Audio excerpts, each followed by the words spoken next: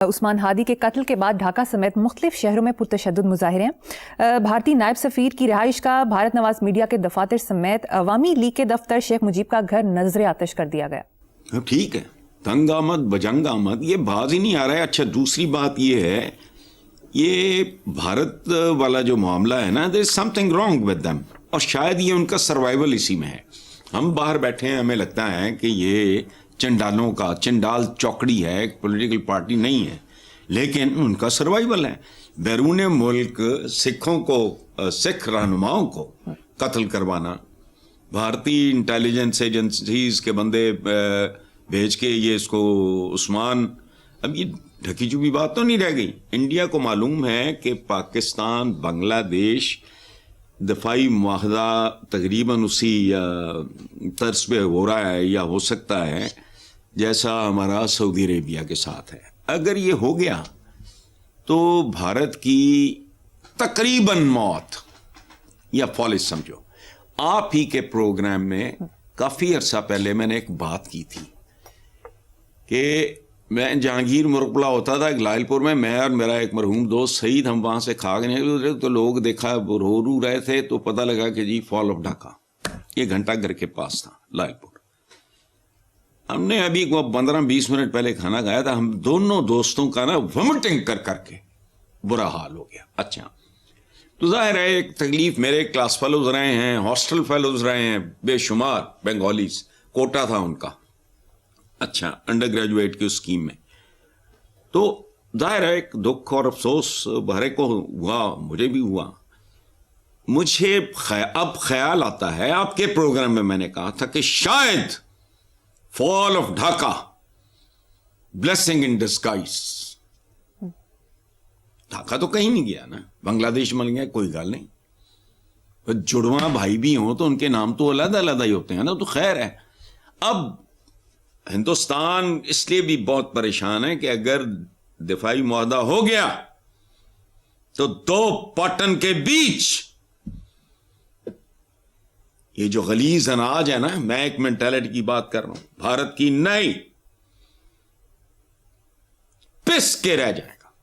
میں نے تو کہا ہے. اچھا یہ بات میں نے آپ ہی کے پروگرام میں کافی ہفتے پہلے کہی تھی کہ مجھے کبھی کبھی لگتا ہے کہ یہ قدرت کا کوئی بہت بڑا فیصلہ تھا جو ہم جیسے چبلوں کی سمجھ میں نہیں آیا. وہ ایک انڈیپینڈنٹ ملک ہے، دفاعی معاہدہ ہو، ایٹمی طاقت ہے، ان کو بھی پوری طرح تگڑا کرو جتنا کر سکتے ہو. اس کے بعد بنگالی کا ہے یا آپ جانتے نہیں، یہ جو کچھ ہو رہا ہے، یہ جو کچھ ہوا ہے، سمجھ نہیں آتی وہ کس قسم کے لوگ ہیں.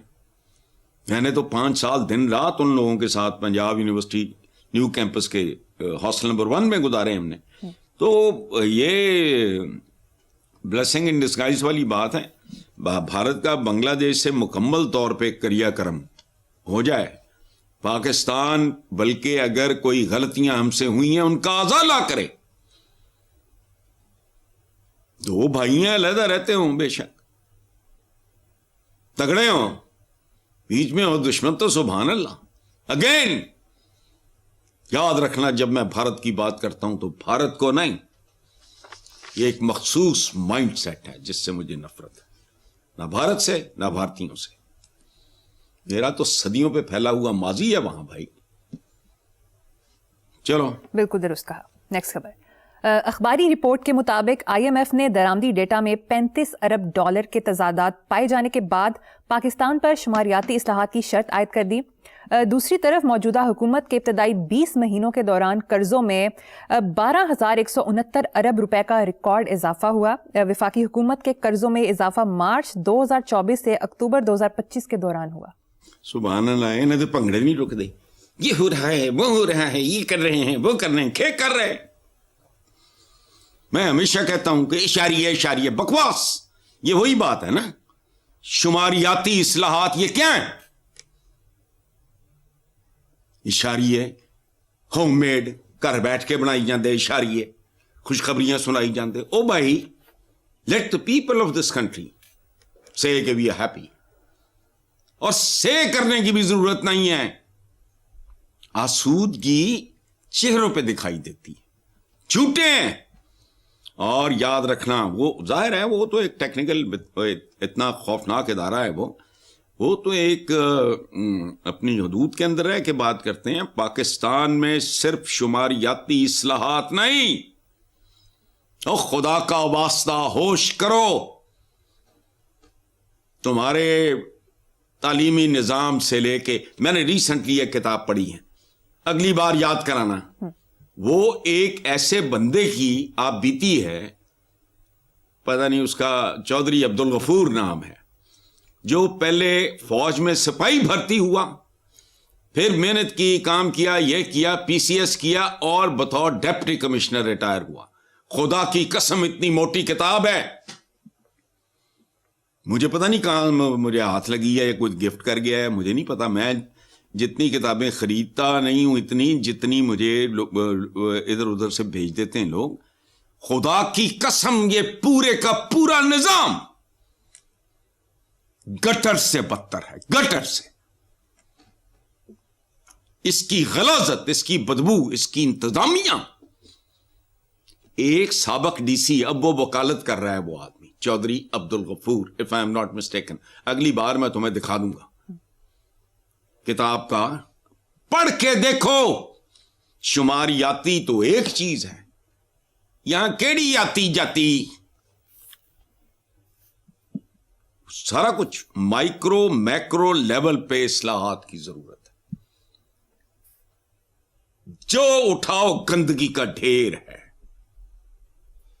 بلکہ جتنا اٹھاؤ گے اتنا ہی بدبو بڑھتی جائے گی. قرض پہ قرض، ریکارڈ پہ ریکارڈ بنا رہے ہیں. اس حکومت کا خلاصہ ایک لیڈنگ اخبار کی رپورٹ کے مطابق آئی ایم ایف نے کہا کہ پاکستان کی معاشی کمزوریاں بدستور موجود ہیں.